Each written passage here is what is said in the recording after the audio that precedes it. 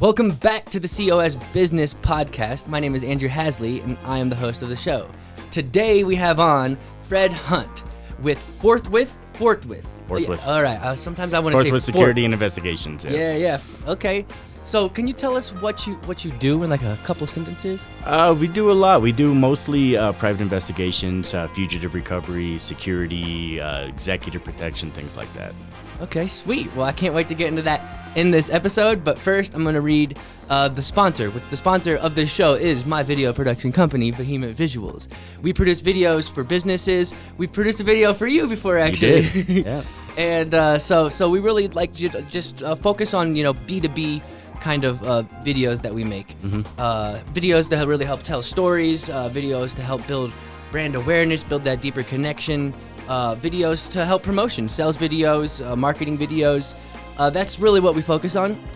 We could do some other types of videos if that makes sense. If that makes sense for the project, Right. Like maybe you want a podcast produced. Maybe you want to do like a highlight business videos, types of videos.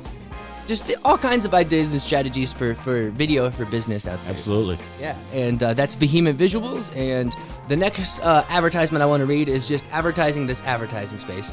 If you think you could find value in me promoting your business at the beginning of every episode, reading either a 15-second, 30-second ad script that you send me, or just, riffing it,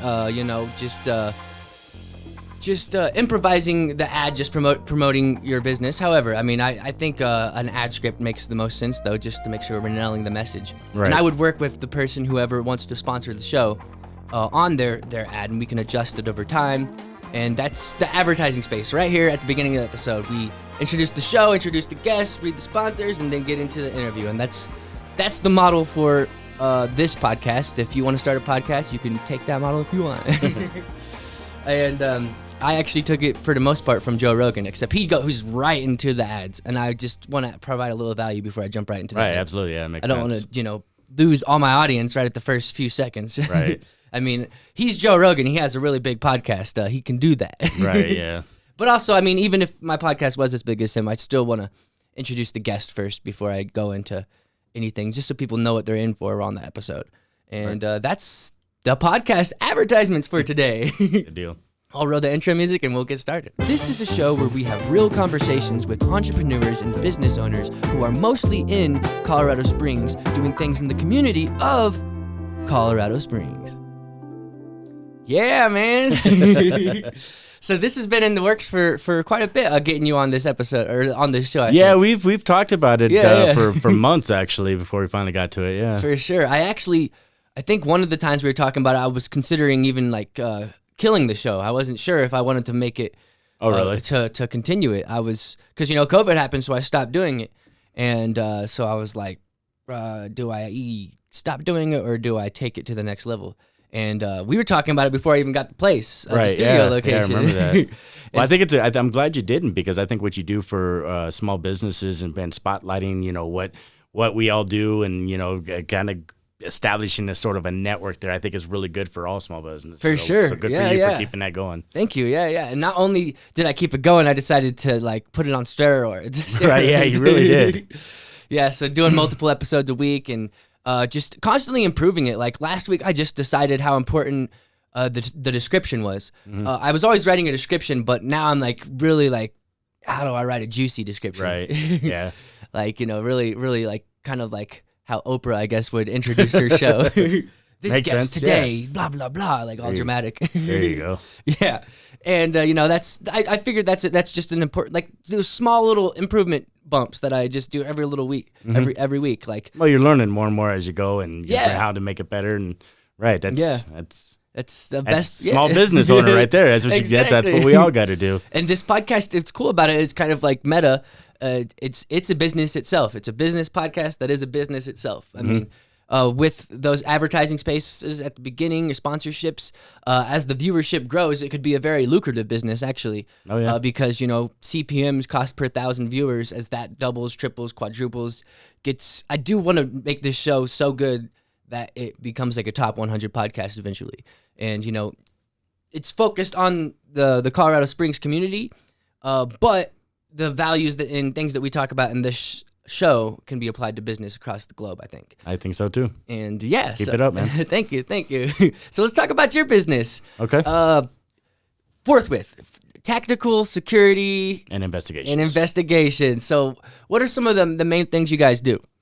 Primarily, pretty much everybody that works for me is a bounty hunter in some sort of that. That's kind of our niche. It's how we get into the other types of businesses that we do. So barring my PI and maybe my business manager, everybody has done something in the fugitive recovery industry. But we do security, private security, executive protection, private investigations. We're kind of not really a cookie cutter type of business. If it requires, brains, bodies, and guns, I mean, we can pretty much do just about anything. We've been tasked. We recovered a stolen car that CSPD couldn't find a few months ago. We just happened to get to it first, really. But one of my most proud moments is early in my career, a few years ago, I rescued a kidnapped girl from Texas. Nice. It was a really, really bad situation. And if I had an hour and a half to tell you the story, I'd tell you it's an amazing story how we were able to find her. But that's, we. Are you willing to get in? Can you go into the details on that? Absolutely. I'd love to hear that. So I was actually doing a security gig over, I don't know if I can say names, but we were doing a security gig for a concert. And I get a call from this guy out of Texas saying that he was supposed to take custody of his granddaughter from a very abusive relationship. And the mother and her boyfriend had ended up kidnapping her. And they said, well, we think she may be heading to Colorado. And that's literally all I knew. So I'm like, sure, yeah, I'll take the case. I'm like, that's all I need to know. For right? Sure. I started looking social media, even in fugitive recovery. It's how, I get the biggest pieces of puzzle from anything on social media. So I started going through Facebook and finding friends, and I found one friend of hers that had lived in Colorado Springs. They also both lived in Texas at the same time. So I'm thinking, maybe if you're coming to Colorado, maybe they're coming to Colorado Springs, maybe they're coming to see this girl. So, but I couldn't get anything off of her page and where she worked or anything like that. So again, there was just one picture, and it was a picture of Pikes Peak. So her and her boyfriend were sitting in front of Pikes Peak, and I was able to say, okay, well, look at this picture and say, well, it's taken from out east, obviously. So let's start out there. You gotta be a little closer to the mic. Oh, sorry. Yeah. Do I need to raise it up for you? No, you're good. You're good. I'm animated when I talk about stuff like this. So in the picture was a corner of a building hiding behind a tree, right? And on the and there's a peak just to the left of Pikes Peak that was directly above this corner of the building. So I figured if I can just find this building, then maybe I can find it. So we started looking at where the peak, the peak, I don't know which mountain it is. The angle? The angle left of Pikes Peak. There's a mountain right there, one of the first high peaks. Cheyenne Mountain? No, it's not Cheyenne. It's literally right next to Okay, one of those peaks. Yeah, it's just one of those peaks. Nobody knows the names of them. They're just there. Yeah. So I started east, and for 4 hours I went circling and circling and circling until I found the exact spot this picture was taken from. Because I actually found... Who took the picture? The friends... The friend that was living in Colorado Springs that they may be coming to see. Okay. So, again, the picture ended up being taken from the flea market parking lot. Didn't help me, right? So... okay, yeah. Yeah, so, I mean, it was pretty cool how I found it. I found the exact spot. I was pretty proud of that. But it gave me nothing as far as resolving this investigation. And but now you knew that's one thing to check off. That's one thing to check off, yeah. So... So literally about a week later, we're tracking down just the thinnest leads you can possibly think of. And I'm going through Facebook pages and friends of Facebooks and friends of friends and friends. I'm just going through, and I came across this one page, and it mentioned that this girl had worked at a bistro in Colorado or in Manitou. And there's only so many of those. Well, the thing was that I had seen the name of the bistro looking through pages and pages and pages and pages. I had seen that name a few times. So I'm like, okay, this is an absolute long shot, but maybe she works there. I'm going to give it a shot. So we went up, and I had two teams, one watching the front. Now me and one of the guys was watching the back. And we were sitting up there around 9, 10 o'clock at night. And sure enough, the girl comes walking out of the bistro.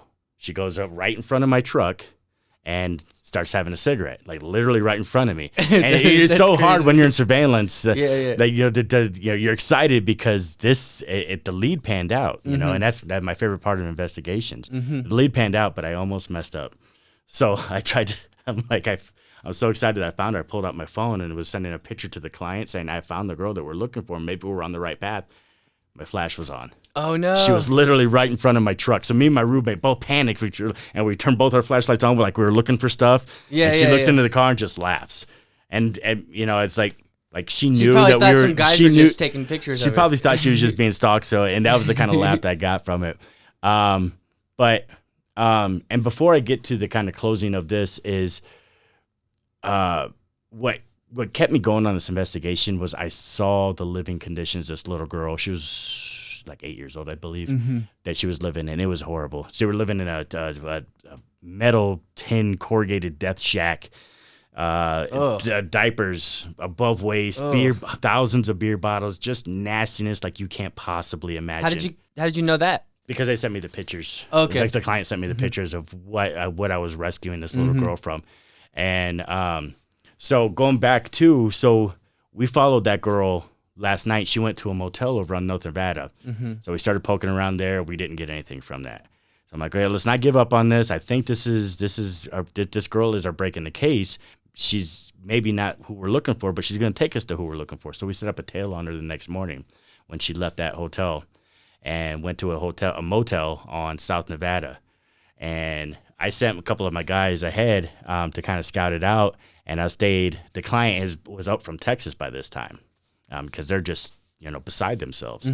And we're sitting at a gas station a few blocks away, and all of a sudden I get a call, and they're, Fred, you need to get here right now. So we jumped in a truck, and I told the clients, you stay there. They didn't. But I'm breaking every traffic law. They came here from Texas to help us try to find her. And so I get there, and one of my guys has the boyfriend pinned up against the wall. And the other guy was trying to talk to the mom. We found her. The little girl was right there. So I went in, I swooped up the little girl, I picked her up, I took her to the grandparents, and then we served them the custody paperwork. And there's a little extracurricular activity there with the guy on the wall, but we resolved that pretty quickly. And I got a picture. It's still on my home screen on my work laptop. It's a picture of the 5 or 6 people, the grandparents and the little girl, and she was hugging us. It turns out he was beating, I don't know if can I say the hell, beating the hell out of the mother, the daughter, and it just horrible, horrible conditions. But we were able to rescue her from that situation. Yeah, it's one of the proudest moments of my life. I've done some pretty cool stuff, but for sure, that's definitely my favorite. Is that a recent case you solved? That was in, I want to say it was in about 2015, maybe 16. Okay. So fairly recent, yeah. Yeah, that's awesome, man. Yeah, that's got to feel really good. That's what this type of work is. I mean, that's obviously like an extreme, but everything that we do revolves around investigations.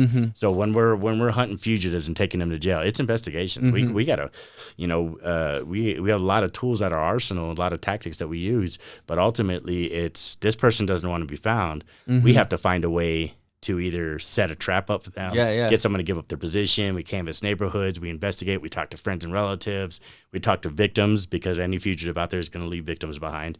And we investigate and try to figure out and try to get 2 steps ahead of them so that we can intercept them, arrest them, and book them into jail. PI is the exact same way. I don't do a whole lot of PI work anymore, but you contract that out. But I contract that out through my PI. Yeah, I have a PI that's dedicated to us. He is really, really, really good. Almost as good as me when I was doing PI. Was it the guy we shot the video with? No. Okay. No. No, I don't think he was there that day. Okay. Funny thing about that though is we're doing another round of hiring. Okay. And one of the guys saw your video that you made for us. Nice. And if you haven't seen it, you see this video. It's an amazing, amazing thing. I'm getting ready to repost it up on my Facebook. And he was sending this message just saying, this is the coolest thing I've ever seen. I've seen it over and over and over. That's awesome.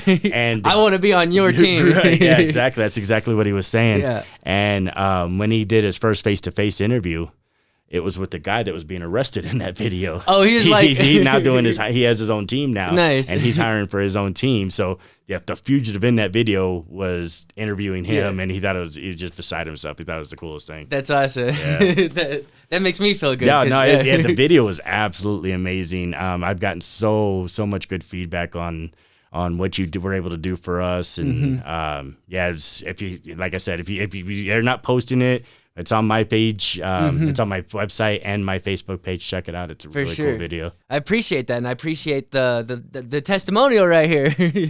I actually have on my list. I need to start doing my own testimonials. Yeah, you should. Yeah. And actually, on your review that you gave me is on my website. Actually, I appreciate that as well. Yeah. Okay. Yeah. No, I meant every word of it. Yeah. We were very, very happy with the result of that. Thank you. Yeah. Well, I hope to do more projects like that, because those are the fun ones where I get to really get creative and right. Yeah, and it was kind of like a music video. If you think it was a music video, it was a music video. It was your uncle's song, actually. My uncle wrote this. He did everything but the drums in that song. Okay. So he did the lyrics, the guitar. He did everything in that song but the drums. So he thought he was. When I showed it to him, he thought it was pretty cool. Nice. Sing one of his songs, and it's a great song. It really is. For sure. In fact, hearing that song is what inspired me to do that video. I wanted to kind of make a music video to that because I felt like the song kind of... You had the vision. It kind of embodied, and I wanted to kind of be like a day in the life of a bounty hunter, trying to track down, this fugitive and, the climatic arrest. And after... It took us about 6 hours to. Yeah, filming was a little long that day. It really was. It really was for. And sometimes you never know, like how long it's going to be. Sometimes it just goes fast. Sometimes things just take longer than they expect. Oh yeah, but I'm telling you, and we were hurting. Yeah. Because if you remember, I had a shoulder injury. Oh yeah. And I had to keep making that tackle. I was like, take 10. No. Yeah, we did several takes of that takedown, and I was in tears after the video. I was hurting. I think you had your arm in a cast before we did that, or some kind of a. Yeah, it was in a sling. Yeah. But obviously I had to take that off and pretend like they wanted to do surgery on it. I was supposed to go into surgery that next week. Oh no! It was a torn. What do you call it? It's the meniscus in your knee, but it's in your shoulder, and I can never remember the name of it. But it was a torn rotator cuff. No, that's rotator cuff. One of the tendons I tore, and doing some bounty hunter stuff.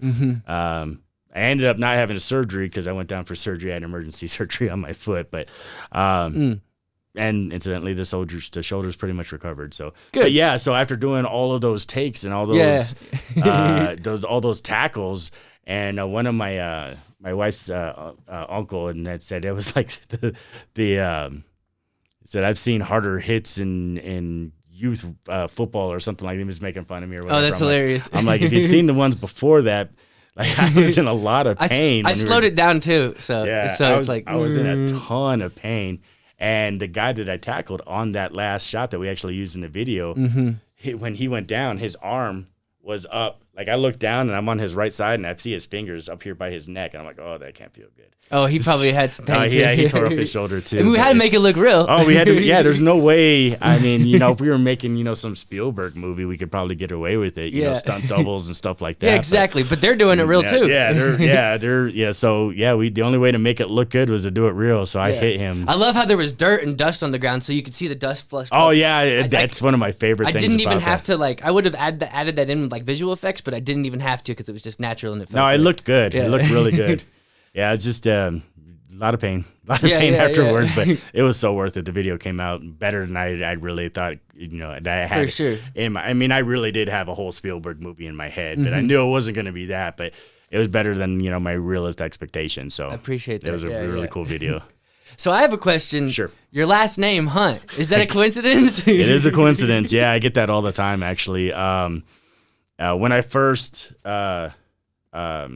started this, and I think the hardest part for me anyway, and I've done this twice because I originally started with Iceberg Tactical Solutions, and then I took some time off and I came back and I started the company, but I rebranded it and kind of did a lot of things with it. So I was like a new name. Naming a company is probably the hardest thing. That's funny, yeah. About about starting a business. Yeah, because I had that struggle too. I mean, I spent up all night writing all the V words because I wanted it to be V's like for video. Yeah. And like Behemoth visuals. Like, but yeah, go ahead. And it works out. So when I came up with Forthwith, it was one of those times where, I knew I was starting the company up again. I'm doing everything else. I'm working, 18-hour days trying to get everything started and still don't know what the name of the company is going to be. And I'm a Blue Bloods fan. Me and my wife are. We love watching Blue Bloods.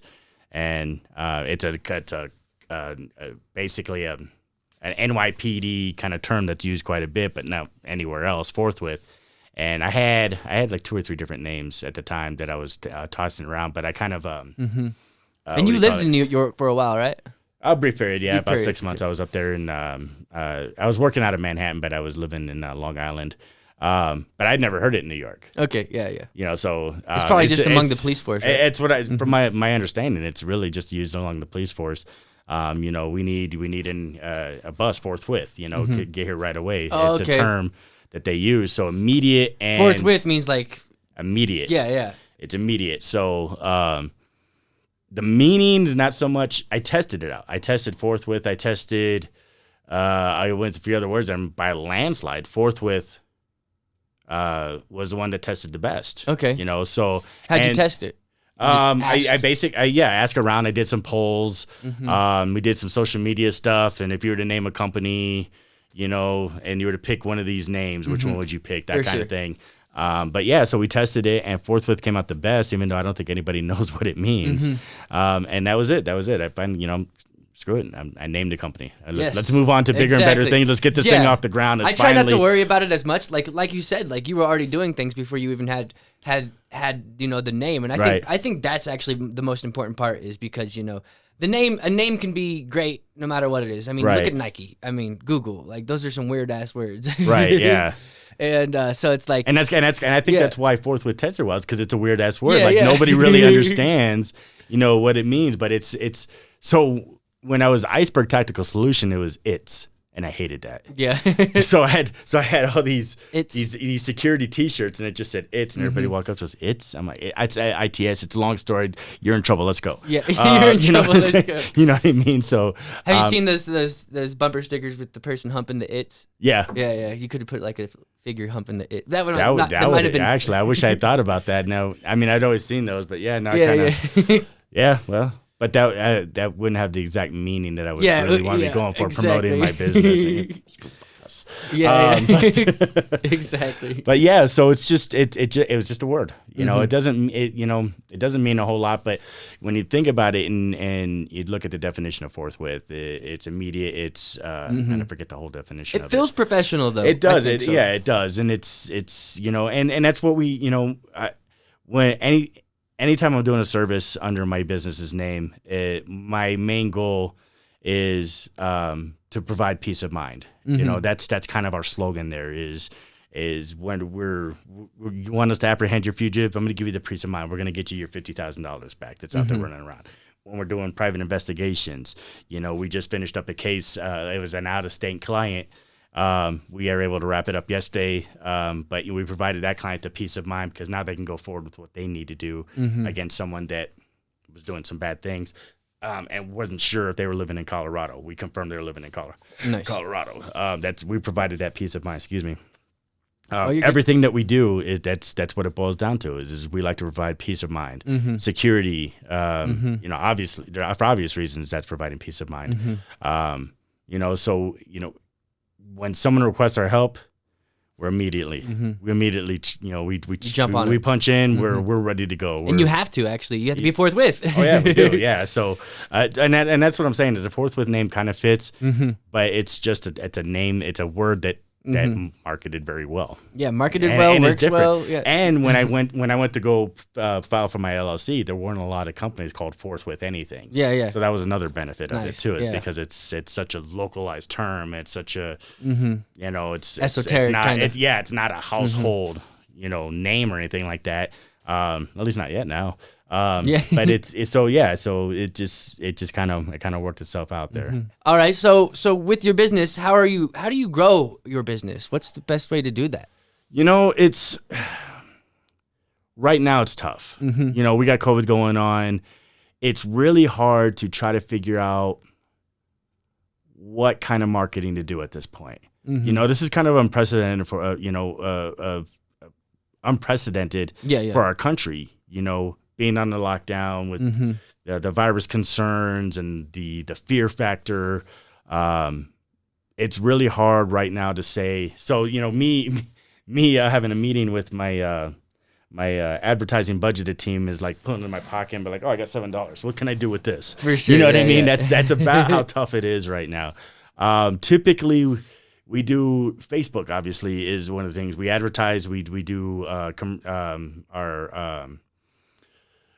hiring on Facebook. We do our advertising on Facebook. Flyers. Flyers actually work pretty well. Okay. You know, we target like those, I forget what they call the picture, the advertising things at the urinals and things like that.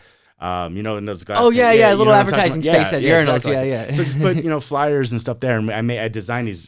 Those boards, the boards is what you're talking about. Yeah. Okay, yeah. So community boards, or community boards, stuff like that. But mostly it's with this type of business. I think word of mouth is what does us the best. You know, our repeat and referral customer base, our word of mouth customer base, I think is bigger than anything that you may have dumped hundreds of thousands of dollars in advertising money in. That always ends up being the best advertising. And I know I can't speak for other businesses, but for us, you know, we do a good job on this case. You know, obviously we're going to ask for a referral and put it on our Google business page and things like that. But that person is going to say, hey, these guys did a good job for us. Yeah. You know, that's where our business comes in. Well, how do you get those people to spread the word? We ask them to. You know, and not get them to spread the word, but how do you get those people in the first place? Because you had to acquire them somehow. We did, yeah. So, and again, we're still relatively new. I know we've been around for almost a decade now, but we're still pretty new in the business. We never really. We've had times in the company's history we've done really, really well. I mean, we're making money hand over fist. We're doing business and after business. Okay. So again, the repeat and referral and that kind of business is probably our number one. Having business referred to us is probably our number one client base that actually spends money with us. Yeah. Other than that, I try to.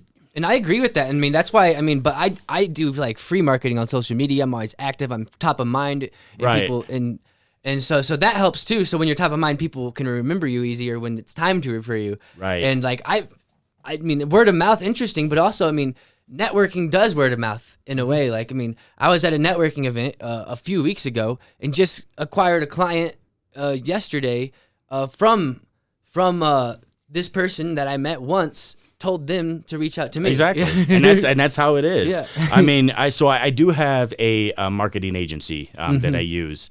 It's actually pretty cool what they do for us. But mostly what I pay them every month for is to keep us on the top of Google list, which is anybody who's ever tried to do that. I think SEO, the SEOs.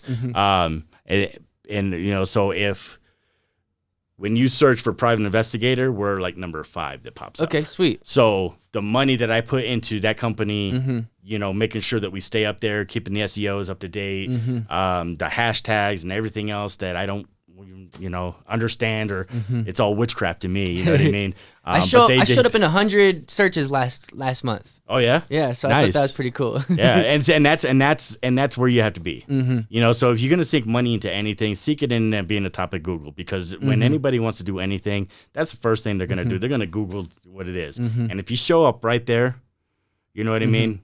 You're golden. That's a good strategy. It's a good thing to have in your business. Right. At first, I wasn't even focused on that, and just growing my business through building connections out in the community, going to networking events, providing free value up front, like on social media, and doing some networking on social media as well. Like, right. I'm not afraid to add you on Facebook if I don't know you. Right. Exactly.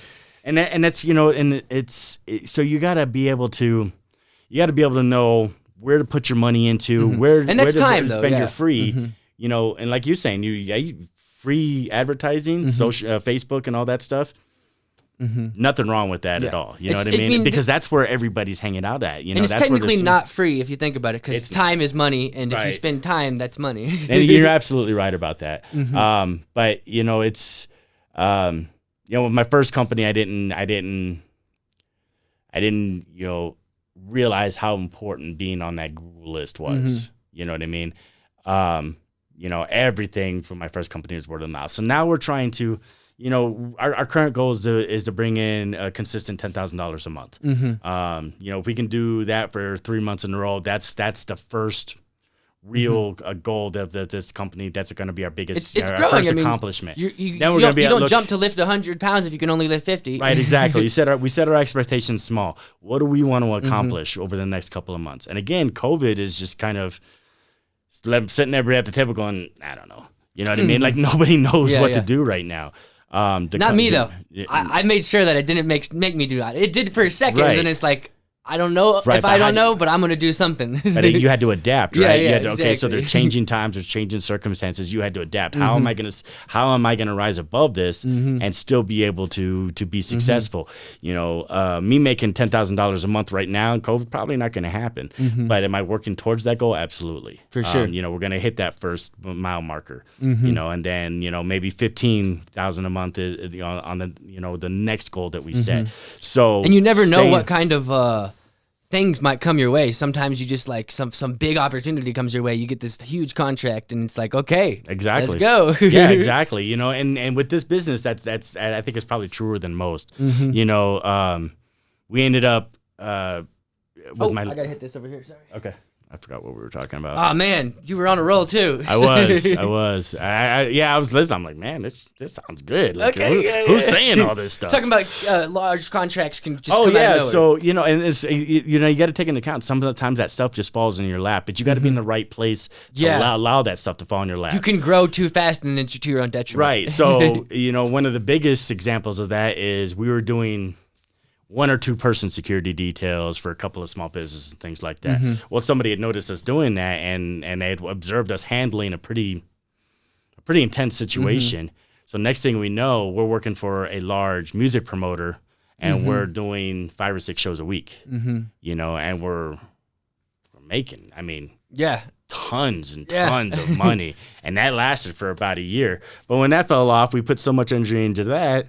When that stopped happening, like, you didn't build any security streams underneath right, that. Exactly. So, and that's one of the lessons I learned is never be all your eggs okay in where one you're basket. at. Yeah, don't put all your eggs in one basket. Never be okay where you're at. Always be working on the next big deal, because at the time, you know, I'm making $5-6 grand a week, and I'm like, okay, well, it doesn't get much better than this, right? So I don't need to work on a whole lot. Yeah. You know, but I forgot I'm dealing with music people. Yeah. You know what I mean? It ended, and it ended abruptly. So now what do? And we struggled for a long time. So, you know, we're just constantly evaluating our situation. We're trying to be in the right place at the right time when things happen. You know, so, you know, even in our trying times right now, you know, people are scared. We can use that, you know, because we can provide services that, you know, people, you know. Security. Exactly. Security. But there's different types of and different, you know, levels of security. So yeah. You know, and I was thinking security is like not like, you know, like people, but I was like, you can make them feel more secure. Exactly. And that's I think that's something that everybody's kind of looking at right now. You know what I mean? It's nobody knows what's going to happen. Nobody knows how long this is going to last. Nobody knows, you know, what this is all going to, you know, or how this is all going to come to an end. When it's going to come to an end, and people just want to feel safe.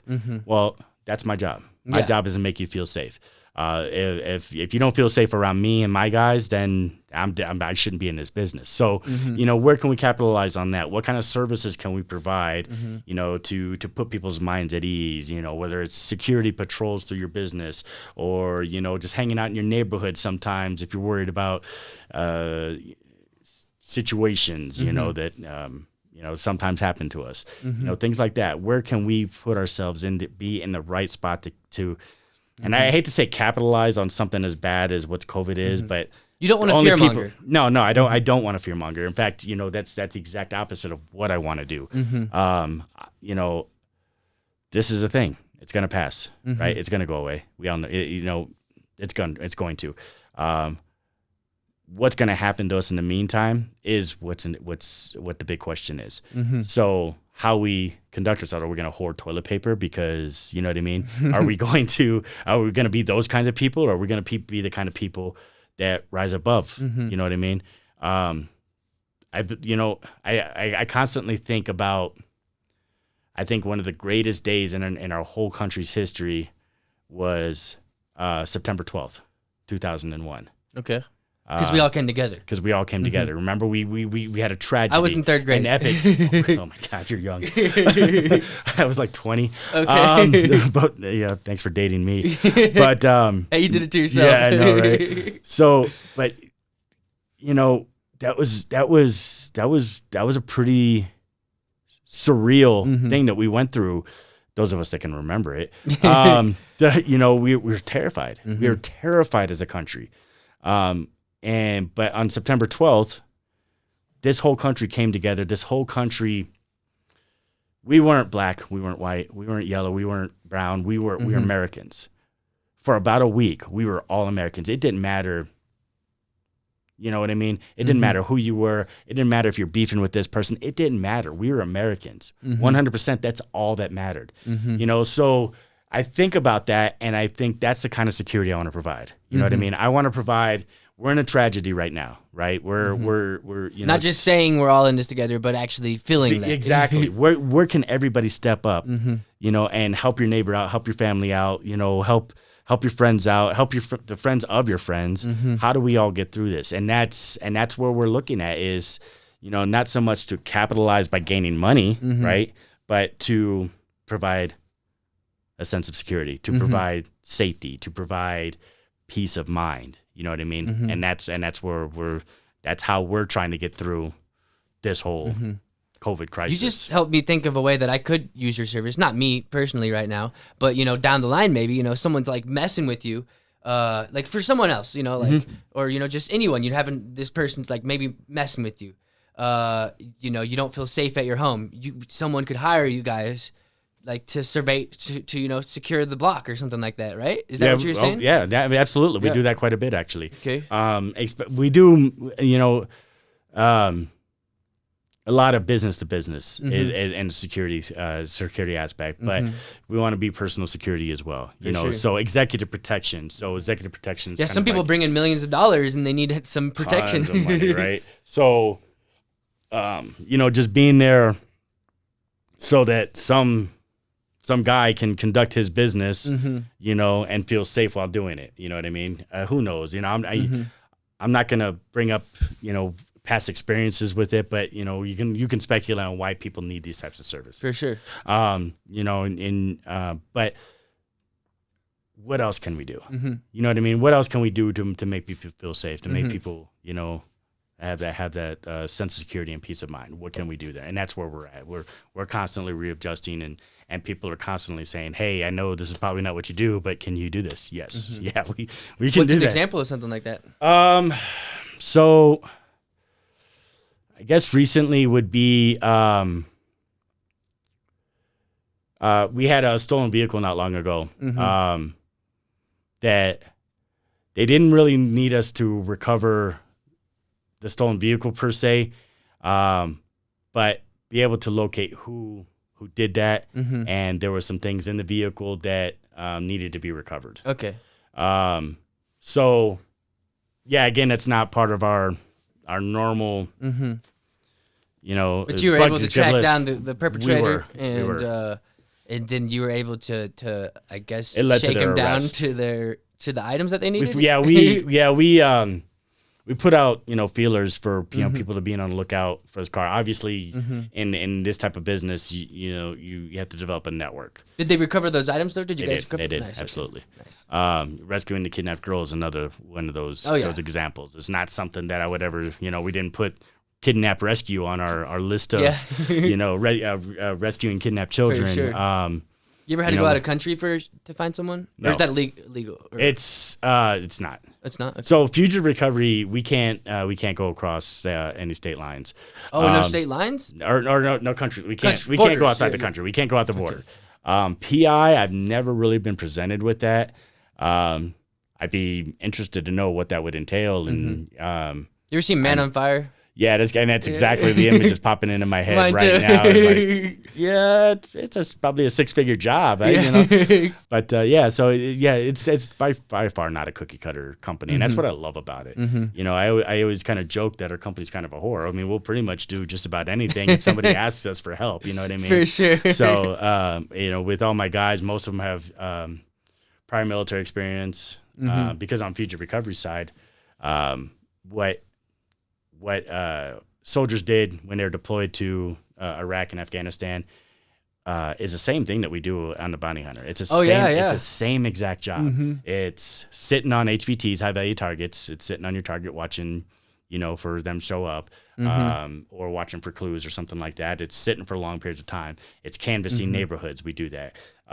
It's setting up stings in different types of operations, whether it's a prostitution sting, or we try to set up a drug deal, or we just say, hey, I need you to call your boy up and have him meet us over here, you know, because he's wanted. You know, it's kind of thinking outside the box. It's nonlinear thinking, and it's. But, you know, the knock and talks, the sitting on HVTs, obviously the clearing houses. You know, anytime we hit a house, we want to make sure who's inside. If they're hiding that person, obviously we're there for a reason. We suspect something. You know, so room clearing drills and things like that. It's the same exact thing these guys did in combat. Yeah. You know, and when they come back, there's nothing that they can really do that actually simulates those combat situations. Believe it or not, these guys miss that. They thrive on it. For sure. Yeah. You know, so and I know that's not for me, but I know that's what some people that's what they live for. Right, exactly. So, you know, it's good for both ends. It's good for these guys that are coming stateside and looking for work, but also looking for, you know, some of that high excitement, high adrenaline type of work.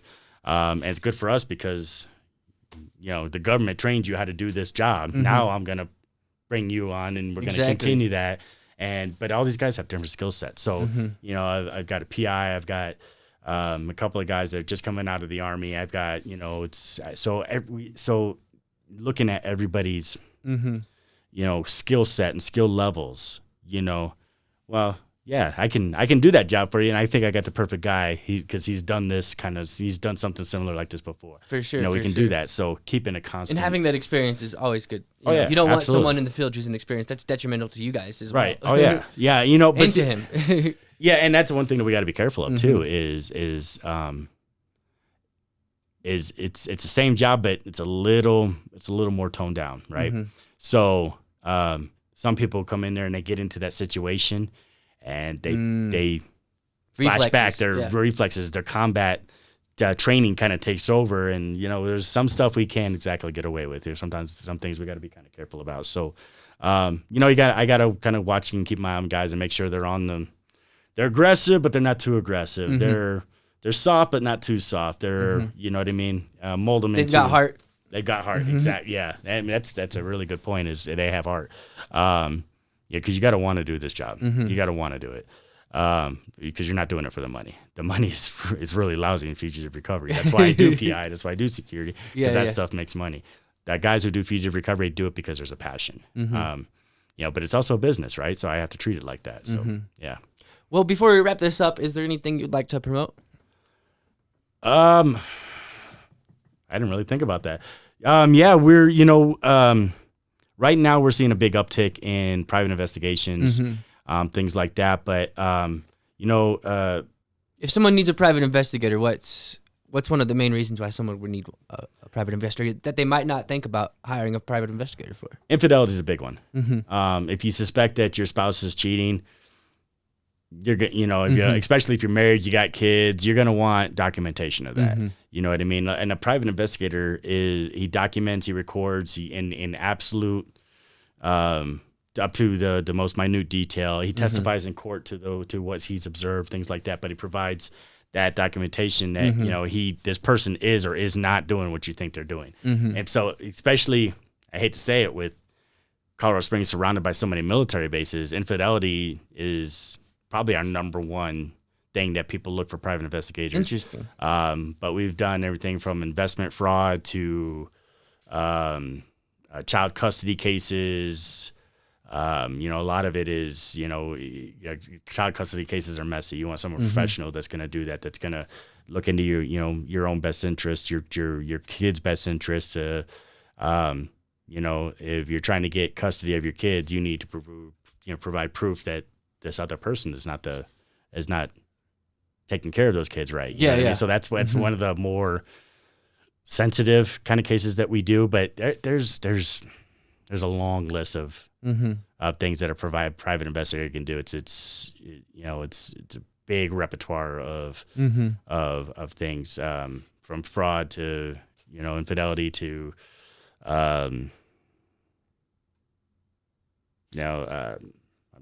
spacing on about 150 things right now, but those are the biggest cases that a private investigator does. Sweet. So yeah, if you need any of his services that he provides, that Fred provides, and you find that he'd be a perfect fit for that, then you know where to reach out with. Forthwith. Exactly. Yeah. ColoradoSpringsInvestigator.com or ForthwithTSI.com.